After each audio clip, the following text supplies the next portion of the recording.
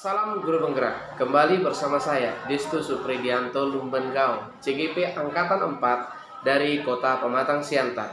Asal SMP yaitu SMP Metodis Pematang Siantar. Hari ini saya ingin bercerita tentang koneksi antar materi di modul 31A9. Koneksi antar materi yang dihubungkan dengan kita sebagai guru adalah pemimpin pembelajaran dan pengambil keputusan. Nah, yang pertama, apa hubungan dari Prota Triloka yang diberikan oleh Bapak pendidikan kita, yaitu Bapak Ki Hajar Dewantara, yaitu Ingar Susung Tuludo, kemudian King Madio Mangunkursho, sama Tuturi Handayani. Bagaimana kita melibatkan Prota Triloka ini terhadap pengambil keputusan? Yang pertama, di depan memberikan teladan, yaitu Ingar Susung Tuludo, bahwa diharapkan kita sebagai guru dari secara khusus calon guru penggerak itu menjadi teladan terhadap guru yang lain, ya, terhadap guru yang lain, menjadi pengambil keputusan yang baik di dalam lingkungan sekolah kita. Dan untuk si anaknya, kita bisa menjadi teladan dalam mengambil keputusan sehingga murid-murid kita bisa menirukan atau mencontoh dari sikap kita dalam mengambil keputusan. Kemudian Ing Madio Mangunkursho, yaitu di tengah membangun kemauan. Kita menjadi guru penggerak atau pemimpin pembelajaran itu harus mampu mendorong setiap siswa atau setiap rekan guru atau sejawat kita bisa berbagi tentang apa yang sudah kita dapatkan terhadap rekan sejawat, bagaimana cara pengambilan keputusan yang baik, dan kita bisa berbagi mendorong si siswa untuk menjadi pengambil keputusan yang baik juga ke depannya. Bahwa pengambilan keputusan itu harus melibatkan banyak orang, harus melibatkan banyak hal, dan keputusan itu harus berani dipublikasikan. Dan di sini kita harus mampu memberikan dorongan kepada si siswa agar ke kehidupannya ke depan dia menjadi pengambil keputusan yang baik. Dan di belakang kita menjadi pendorong, ya, Tuturi Handayani. Di belakang kita menjadi pendorong. Ketika kita melihat siswa kita sudah melakukan, sudah menerapkan bagaimana pengambil keputusan yang baik itu, ketika terjadi ada kesalahan, kita tetap mendorong dia supaya kesalahannya itu terus diperbaiki. Kemudian kita berbicara tentang hubungan antara nilai yang tertanam dengan pemilihan prinsip keputusan yang baik, pengambil keputusan. Nah, setiap orang memiliki nilai-nilai kebajikan universal yang sudah tertanam dalam dirinya. Jadi, suatu pedoman yang baik atau keputusan yang baik kita punya itu sudah akan berhubungan dengan nilai-nilai yang tertanam dalam diri kita. Keputusan yang diambil merupakan muara dari nilai-nilai positif yang dipegang dan dipedomani. Nilai-nilai positif akan mengarahkan seseorang untuk mengambil keputusan dengan resiko yang sekecil-kecilnya. Jadi terkadang dalam situasi sehari-hari kita menghadapi situasi dilema etika, seperti yang kita katakan benar lawan benar, atau bujukan moral, prinsip benar lawan salah. Prinsip yang digunakan dalam mengambil keputusan yang mengandung situasi dilema etika dipengaruhi juga oleh nilai-nilai yang juga kita yakini, juga berhubungan dengan nilai-nilai atau peraturan-peraturan yang ada di lingkungan sekolah kita juga. Dan nilai-nilai yang kita pegang akan mempengaruhi prinsip yang digunakan. Ya, nilai-nilai yang kita pegang akan mempengaruhi prinsip yang digunakan itu mengambil keputusan dan mempertimbangkan dampak yang dihasilkan tidak melanggar hukum. Ya, bahwa keputusan yang kita ambil harus tidak melanggar hukum ataupun norma. Jadi jika ada misalnya peraturan dalam lingkungan sekolah kita juga, keputusan itu tidak boleh melanggar itu dan mengutamakan nilai kemanusiaan, kepedulian, dan empati. Kemudian pengaruh coaching oleh fasilitator terhadap pengambil keputusan. Kegiatan coaching merupakan kegiatan yang terstruktur yang bertujuan untuk mengoptimalkan potensi si coaching, ya, dan melalui stimulasi dan eksplorasi pemikiran dan proses kreatif.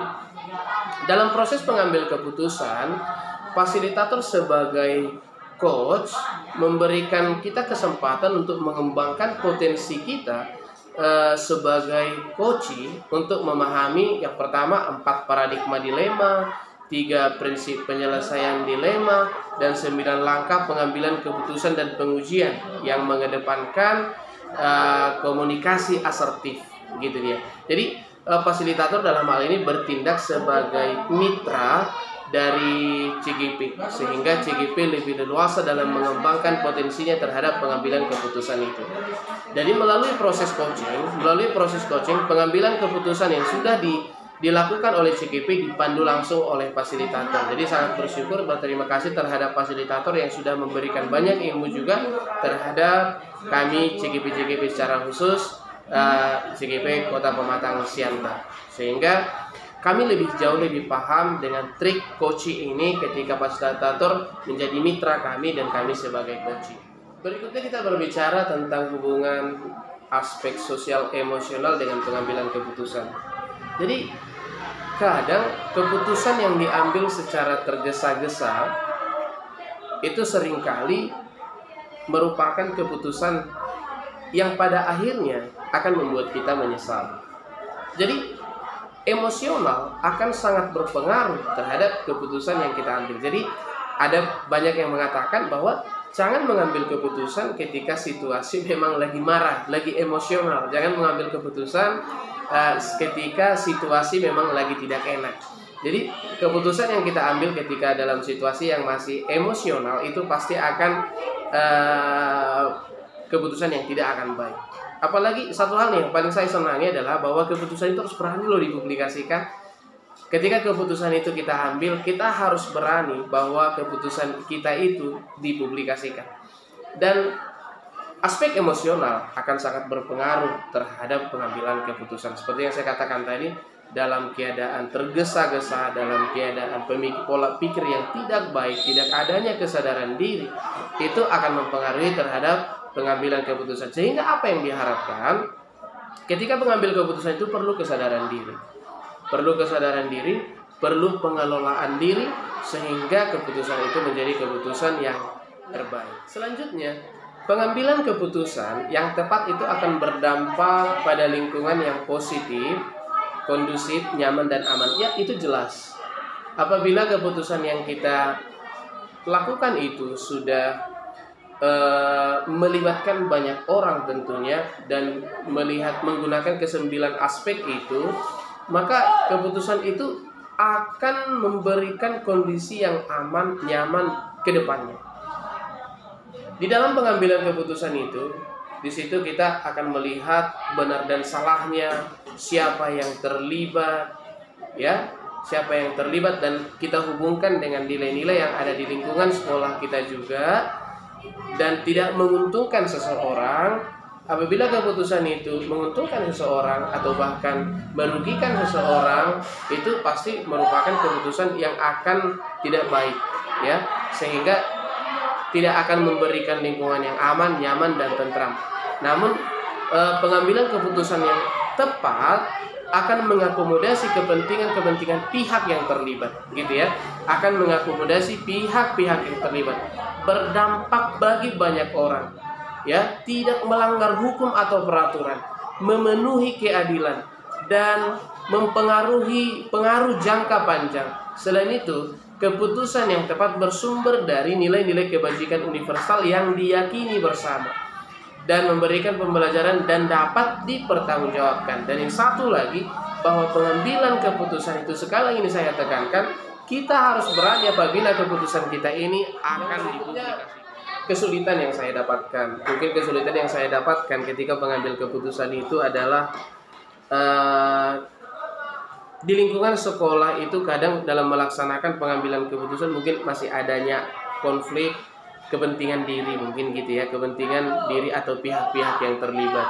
Jadi kadang kita nggak bisa langsung melakukan apa yang kita sudah pelajari ini, karena memang ada sebagian pihak yang mengatakan itu mungkin akan terlalu bertele-tele dengan semua yang pola pikir yang harus kita jalankan dalam pengambilan keputusan itu, bahwa tidak semua masih bisa menerima konsep yang kita sudah bahas, konsep yang sudah kita bahas dalam menghadapi atau mengambil keputusan. Paradigma berpikir mementingkan diri sendiri itu masih banyak. Kemudian ada kesadaran sosial yang agak rendah kemudian tidak melihat dampak jangka panjangnya. Jadi masih banyak rekan-rekan itu yang hanya masih melihat bahwa permasalahan itu selesai saat ini, tanpa melihat atau memandang bagaimana penyelesaiannya. Pengambilan keputusan yang memerdekakan murid dalam belajar. Saya pikir dengan memerdekakan murid belajar, murid akan mampu mengekspresikan diri dengan bebas. Itu akan mampu mengekspresikan diri dengan bebas. Selama ini pembelajaran itu hanya dipatok atau dijadwalkan atau diskidulkan atau dibatasi dari seorang guru sebagai pemimpin pembelajaran. Tapi ketika kita memberikan kebebasan, saya pikir siswa itu akan menunjukkan atau mengekspresikan dirinya dengan lebih bebas lagi. Karena terkadang kita nggak bisa melihat potensi si siswa yang dimiliki apabila tidak ada merdeka belajar ini. Murid juga akan belajar melakukan pengambilan keputusan. Jadi ketika kita memberikan kebebasan atau memerdekakan, mereka juga akan lebih merdeka dalam mengambil keputusan dalam pembelajarannya. Jadi salah satu contoh misalnya kita melakukan suatu praktek, tapi langsung kita batasi prakteknya ini. Nah, jadi di situ dia nggak akan belajar mengambil keputusan bahwa keputusannya sudah ini, gitu ya. Tapi ketika kita memberikan kebebasan, merdeka belajar, maka di sini juga siswa akan diajari yang mana dia harus lakukan, keputusan yang seperti apa yang dia harus lakukan, apa yang harus dia kerjakan, sehingga itu juga akan bisa memunculkan potensi yang dia punya.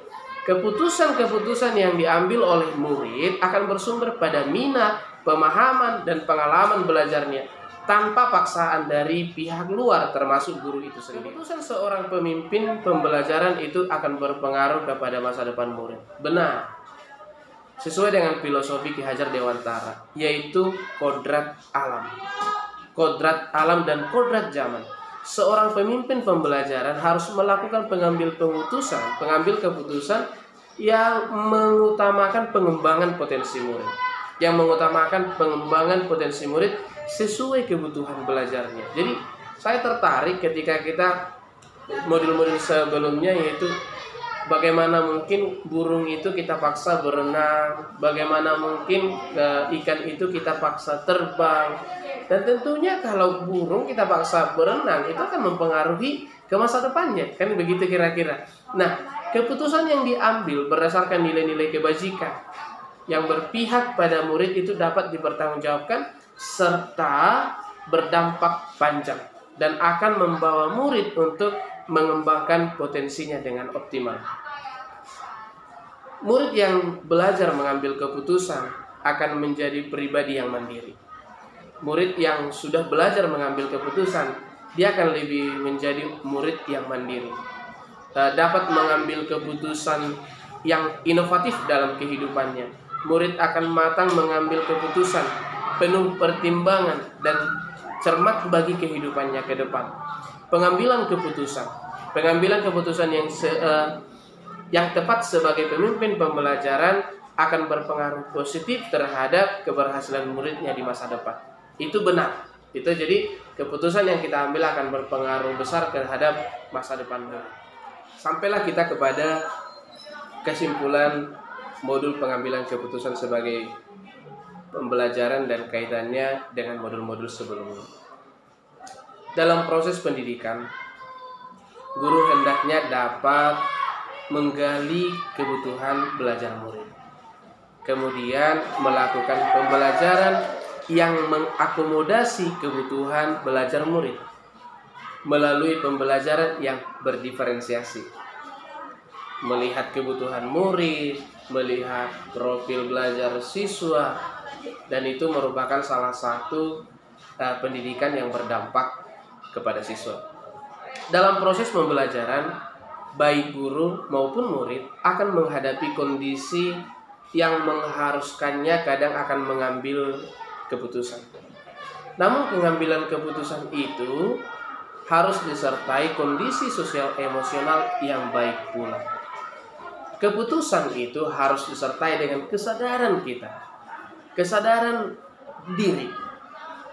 Sehingga ketika kita lakukan keputusan itu memang harus memperhatikan kesadaran emosional kita, sehingga pengambilan keputusan itu menjadi pengambilan keputusan yang menghasilkan hasil positif.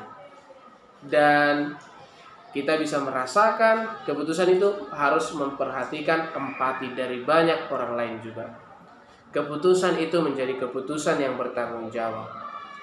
Pelaksanaan kegiatan pendidikan di sekolah yang mengusung nilai-nilai, tentu pasti di setiap sekolah ada nilai-nilai yang sudah dilakukan atau dibentuk oleh sekolah tersebut melalui kesepakatan bersama, disiplin positif maupun tata krama terciptanya budaya positif. Warga sekolah yang memiliki kendala dalam melaksanakan kegiatannya dapat dibantu melalui coaching.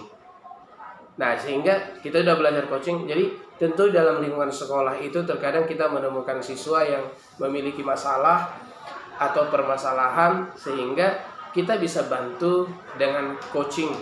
Ya, coaching ini merupakan suatu kegiatan yang terstruktur, saya katakan tadi, itu di mana kita sebagai mitra, guru sebagai mitra yang melalui komunikasi asertif itu dapat memunculkan potensi atau kemampuan yang dimiliki oleh siswa kita tersebut. Nah, pertimbangan-pertimbangan yang diambil dalam pengambilan keputusan hendaknya selalu bersumber pada nilai-nilai kebijakan yang diyakini, kebajikan yang diyakini. Dengan nilai-nilai yang dimiliki guru antara lain mandiri, reflektif, inovatif, kolaboratif, dan berpihak pada murid, maka keputusan yang diambil tentu berpengaruh positif pada masa depan murid. Pengambilan keputusan sebagai pemimpin pembelajaran melatih diri untuk melatih diri untuk melihat situasi atau masalah dengan jernih dari berbagai sudut pandang, menggunakan cara penyelesaian yang tepat, dan mempertimbangkan dampak yang diakibatkan. Pengambilan keputusan yang tepat tidak hanya baik untuk diri sendiri, tetapi akan memberikan pembelajaran kepada lingkungan sekitar dan bagaimana melakukan pengambilan keputusan itu. Dan terima kasih sekali lagi untuk Bapak Fasilitator yang terus memberikan pembelajaran. Dari LMS juga kita sangat bersyukur kita menambah wawasan kita terhadap pengambilan keputusan itu. Sekali lagi, ya, dari modul itulah koneksi antar materi yang bisa saya berikan hingga saat ini. Sekian dan terima kasih.